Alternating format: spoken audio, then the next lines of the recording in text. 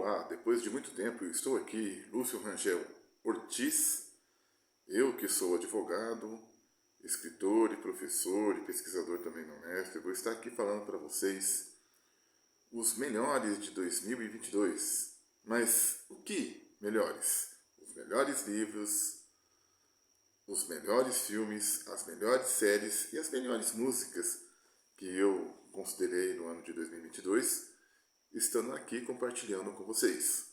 Antes de mais nada, peço que vocês curtam, comentem, compartilhem aí o nosso vídeo para alavancar os algoritmos do canal de Lúcio Ortiz, o meu canal.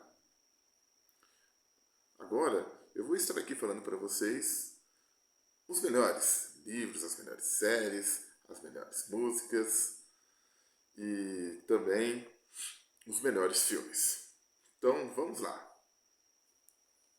Os melhores livros do ano de 2022.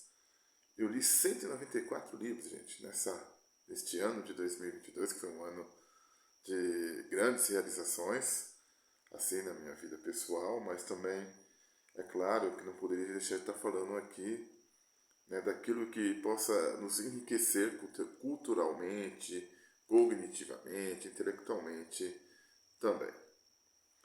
Os melhores livros. Para cada um dos melhores, eu coloquei uma seleção de 20 livros, 20 filmes, 20 músicas e os seriados, os 10 melhores seriados que eu vi entre os streaming, né? Basicamente entre Netflix e a Disney Plus. Então, vamos lá. Os melhores livros. Desses 20 foram vários estilos, de ficção, a não ficção, filosofia, também na parte religiosa, que vocês vão ver agora. Em 20º lugar dos livros ficou Fraternidade e Educação. Fala com sabedoria e ensina com amor. É o texto base da campanha da Fraternidade de 2022, que a CNBB, a Conferência Nacional dos Bispos do Brasil, que elaborou, que vai tratar sobre a questão da educação no Brasil. Fala sobre a informação, o conhecimento, a cultura do encontro, a formação humana e o papel da educação, que a Igreja propicia através das escolas católicas, seja no nível fundamental e médio, como também da educação superior, que procura contribuir, né, com a educação brasileira. É claro, em consonância também com as escolas públicas, filantrópicas e as escolas particulares do país. Fala muito a questão, né, de que Jesus foi um grande mestre, sábio, né, e que ele procura sempre realizar com amor e a devida fraternidade.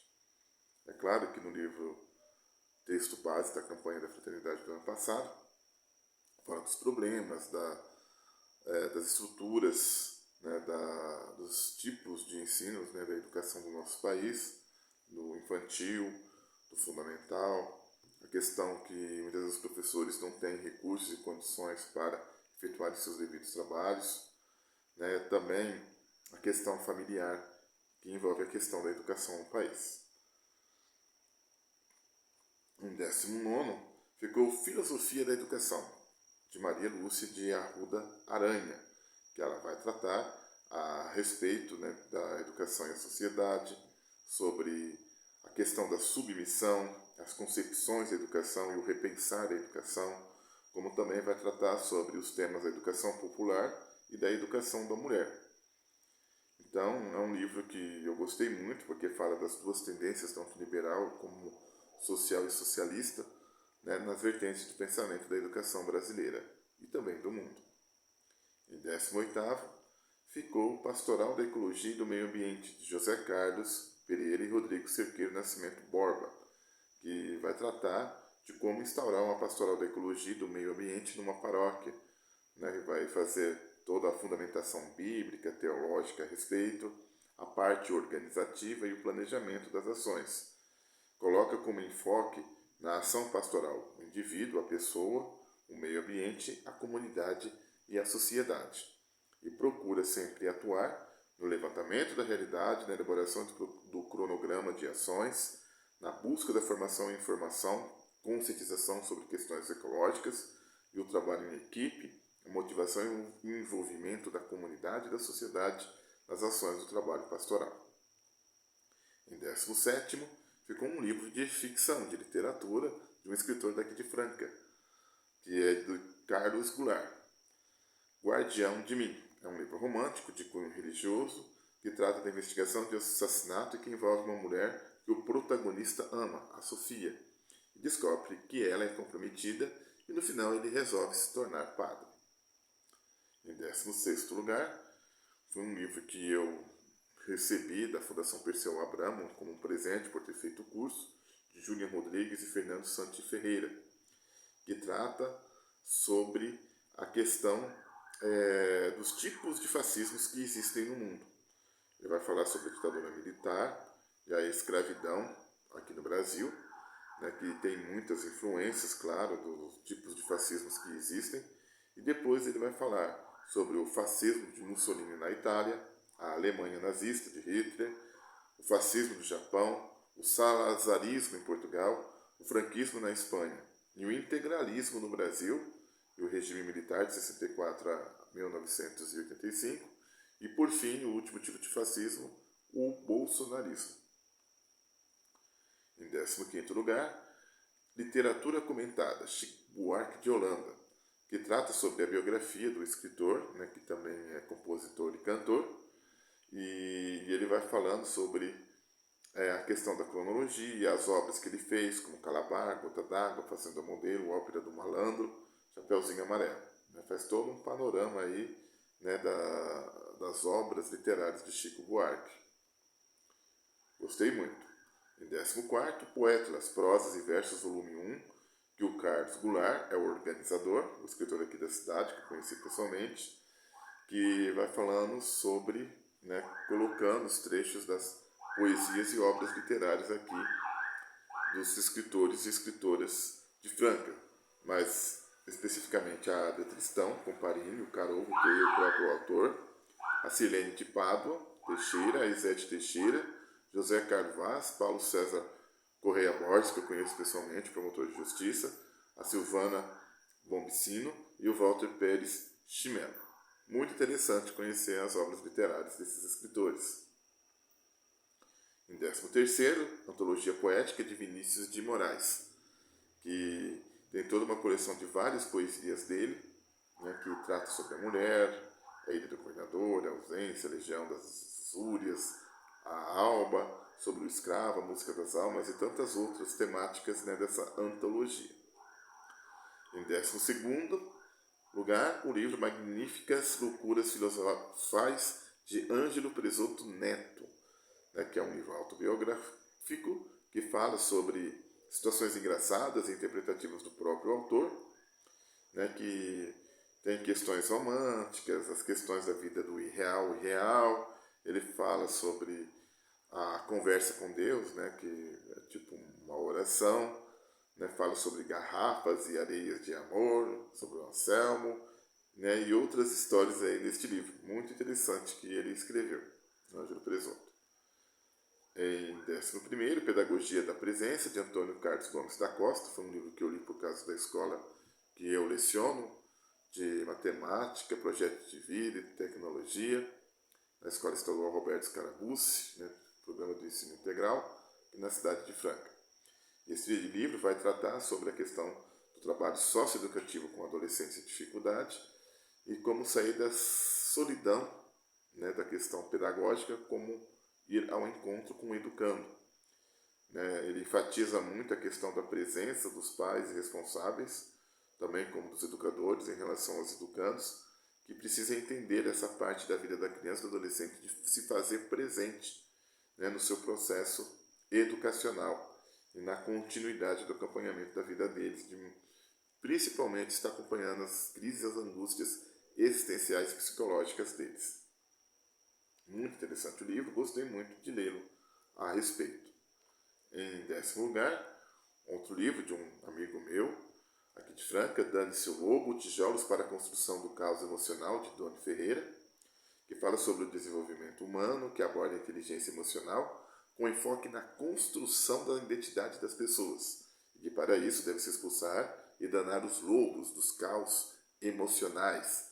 Ele faz toda uma análise do comportamento dos personagens da história da literatura infantil e juvenil e enfoca o papel das emoções no comportamento humano. E ele reflete, né, toda a questão do agir inteligente, de impulsionar o aprendizado e da manutenção do autoconhecimento. Portanto, é um livro muito interessante para pais e professores. Gostei muito deste livro.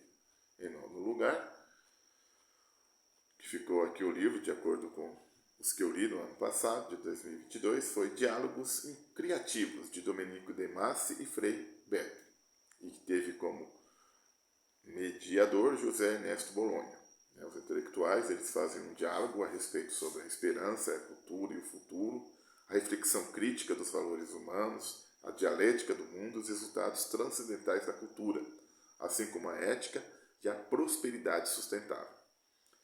Muito interessante a abordagem deles, que vão falando sobre o futuro e o presente, né? Fala a questão dos governos que devem investir na educação e também os governos devem fazer políticas públicas na divulgação científica e no desenvolvimento científico e tecnológico das nações, como valor humano, né? Como também propõe valores de ética nos meios de comunicação social e de transformação da sociedade.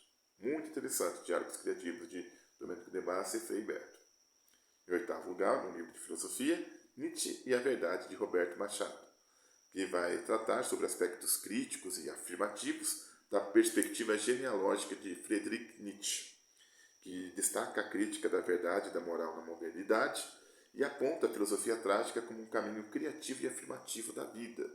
Ele relaciona a racionalidade da oposição entre a verdade e a ilusão, criada pela metafísica socrático-platônica, e que aí ele vai apresentar uma vontade exacerbada da verdade que representa uma impotência do criar. Diante disso, ele fala sobre a transformação da reavaliação, do reavaliar da moral, como também da sua relação com a verdade. E ele vai falar todo sobre a potência criadora e transfiguradora e transfigurante da arte trágica como força vital que estimula a vida diante do niilismo moderno.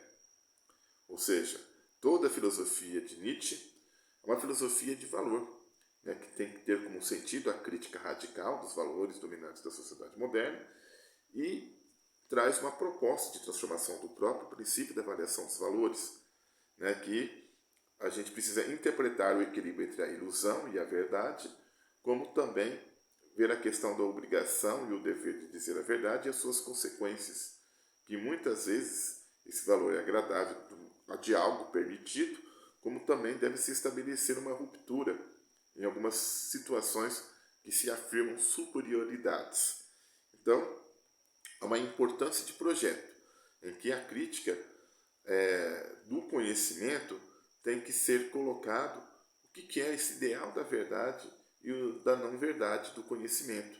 Assim, atribuir o sentido de verdade dentro da argumentação que a ciência pode caracterizar o que é moral e o que não é moral.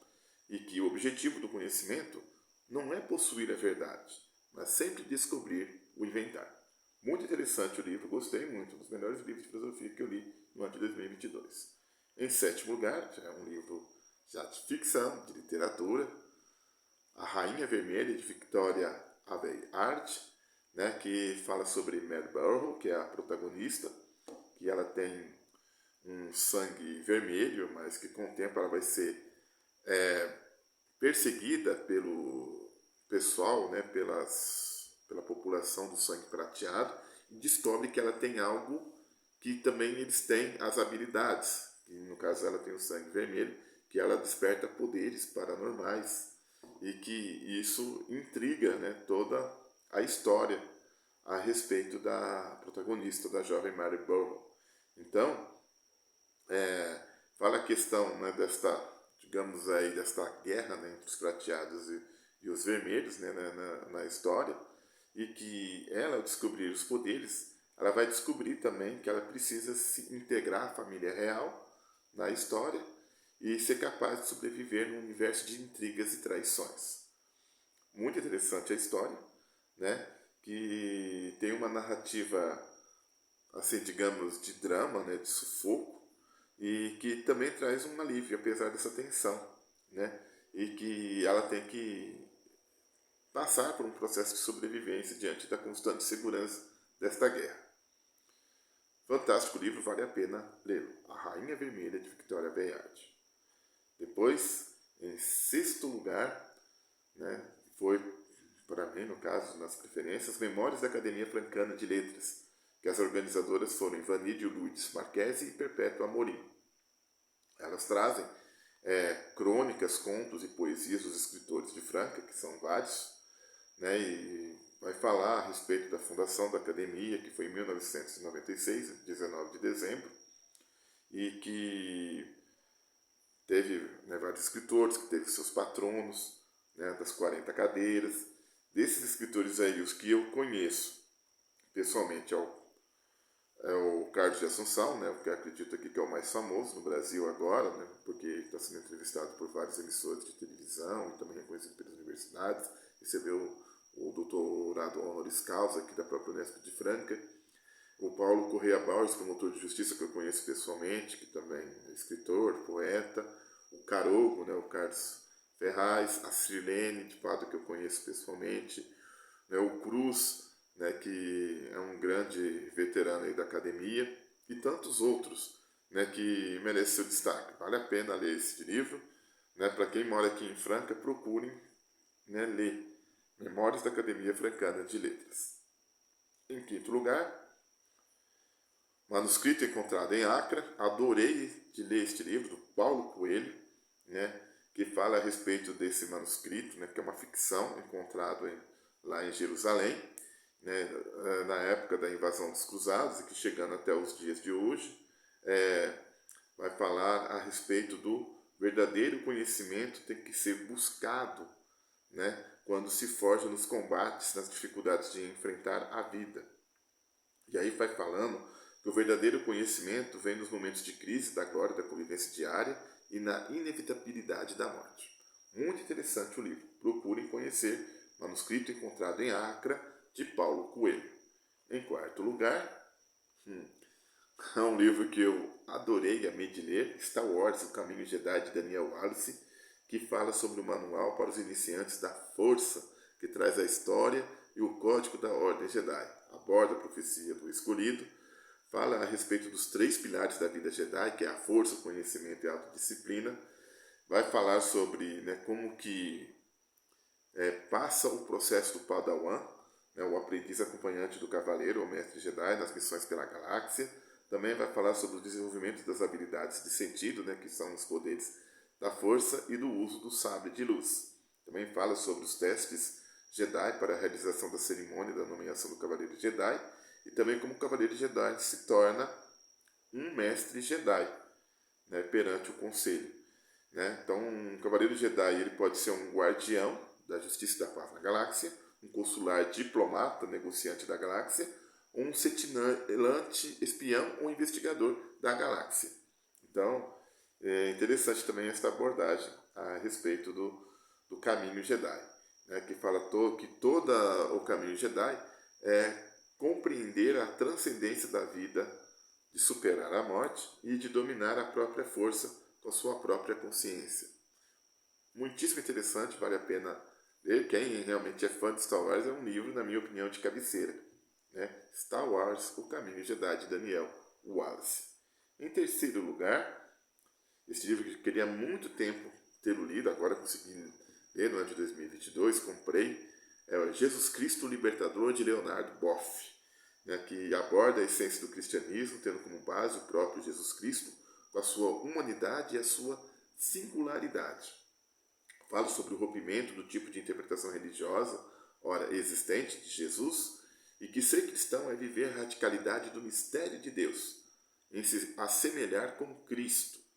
É para o cristão se encontrar na harmonização com Deus, no sentido de que ser necessário pelo vínculo perfeito do amor.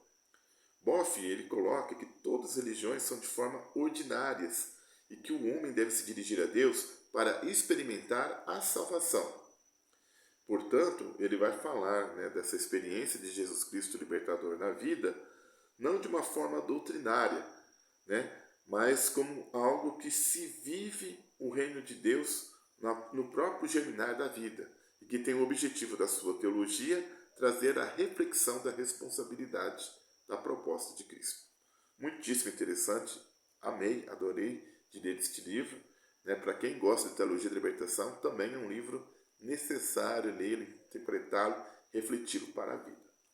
Em segundo lugar, um livro de ficção, que eu queria ter lido já faz tempo, consegui lê-lo, comprei o livro, O Fim da Eternidade, de Isaac Asimov, que conta a história de Andrew Harlan, que é um membro da organização que monitora e controla o tempo, conhecida como Eternidade, esta organização.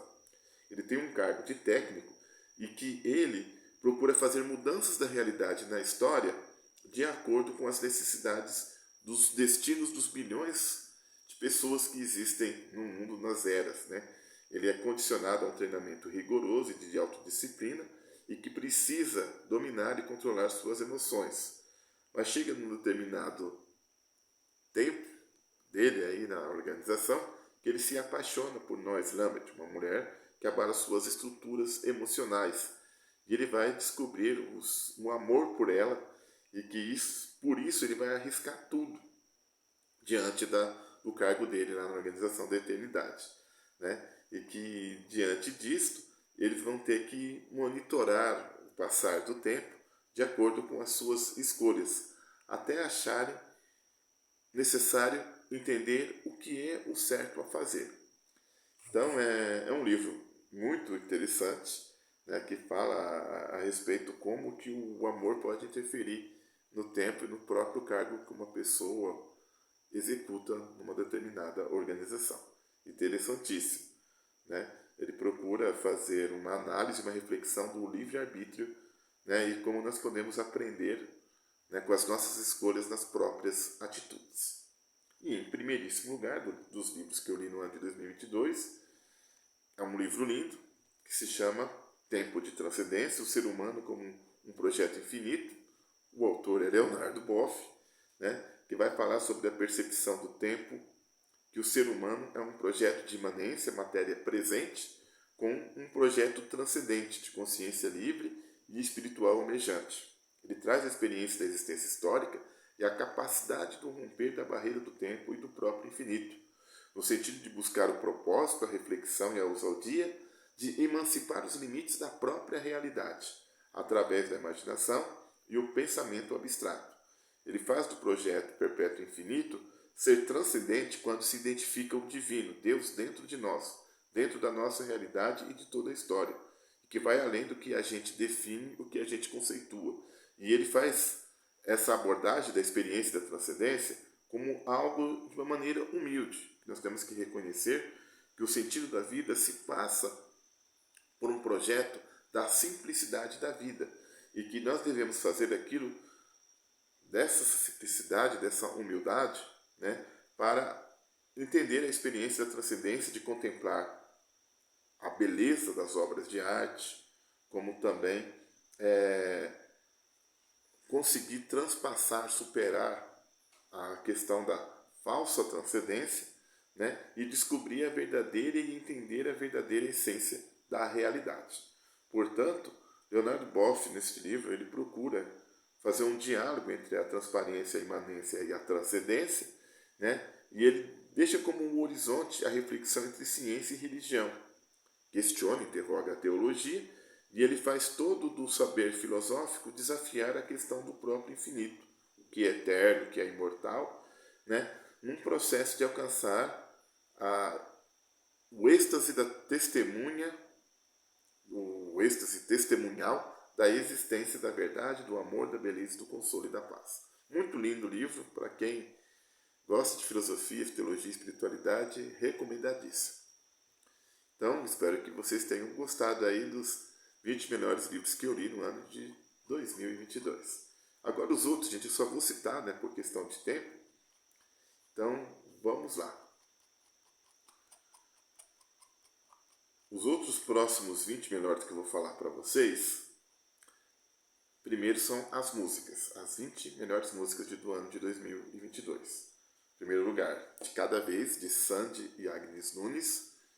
Linda a música, foi acho que a música que eu mais ouvi no ano de 2022, né? Realmente fantástica. Sandy, eu acho que ela está no auge da carreira dela. Segundo, Amor Não Testado, de Sandy Amaro Freitas, de novo a Sandy, né? Ela canta de maneira solo e o Amaro Freitas toca o piano. Muito linda a música também e o clipe. Terceiro lugar, Tudo Me Lembra Você, de Victor Clay. Quarto lugar, Velhos Amigos, de Oswaldo Montenegro e Cristina Madeira. Cristina Madeira é uma cantora portuguesa, né? Foi um dueto perfeito entre os dois. Em quinto, Tudo Teu, com a Sandy, o Victor Clay, de novo a Sandy. Sexto lugar, Acorda Pedrinho, do Jovem Dionísio, que no começo do ano de 2022 foi muito tocado nas artes, gostei muito. E também cantei esta música em vários karaokês. Sétimo lugar, de novo, Sandy, Leve, com Vanessa Camargo.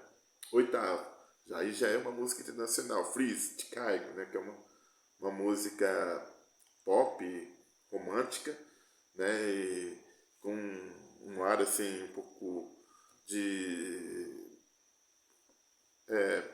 efeitos sonoros eletrônicos. Né? Interessante essa música Freeze. Nono lugar, Pássaros de Projota Lorena, muito tocado na rádio também. Décimo lugar, Eclipse e Poema de Carlos Assunção, que o Péricles fez em homenagem a Carlos Assunção, né, fazendo aí uma intertextualidade com a música Eclipse que ele escreveu. Décimo primeiro, Te Ver Superar, de J Quest e Dilcim, muito legal e muito bem elaborada a música. Em décimo segundo, o hino ao inominável, né? Que está falando do presidente Bolsonaro, né? De todas as atrocidades, as falas horríveis que ele disse no decorrer do mandato dele e também antes do mandato, né?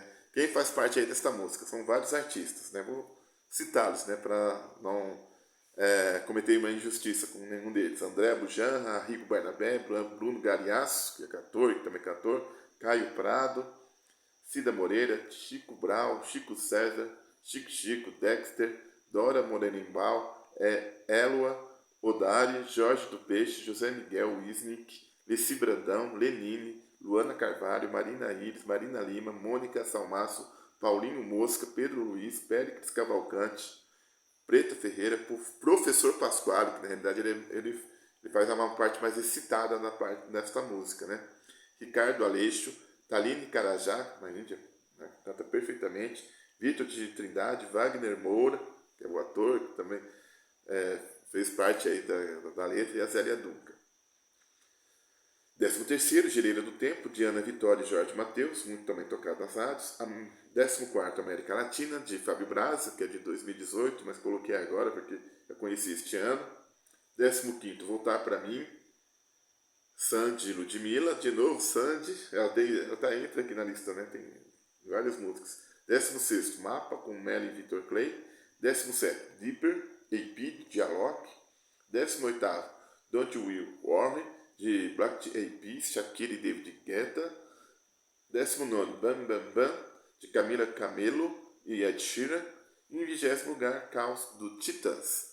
Então essas foram as 20 músicas que eu mais gostei de ouvir no ano de 2022. Filmes. Primeiríssimo lugar, Avatar, O Caminho da Água, vi no cinema, fantástico, vale a pena, realmente foi o melhor de 2022.